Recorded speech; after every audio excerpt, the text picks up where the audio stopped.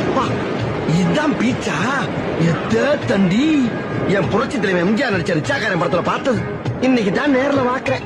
கடலோரம் வாங்கிய காற்று குளிராக இருந்தது என்று. தீரிப்புள்ள நீ கிங்குடா. கடவுளா பார்த்து நீ தப்பிக்கிறதுக்கு ஒரு குதிரையை கொடுத்துட்டா எஸ்கேப் ஆயிக்க.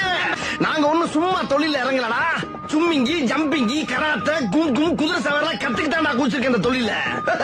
எப்படி திரும்பிடுச்சே என்ன பண்ணுவேன்? ஐயோ நான் சொன்னேன்ல மருமண்ணு. ஆஹா அக்கும் போது 5 பேர் இருந்தாங்க, திரும்பும் போது 1000 பேர் இருக்காங்களே.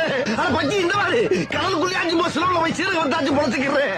கடவுளியா போக கைமா பண்ணிடுவாங்க. ரொம்ப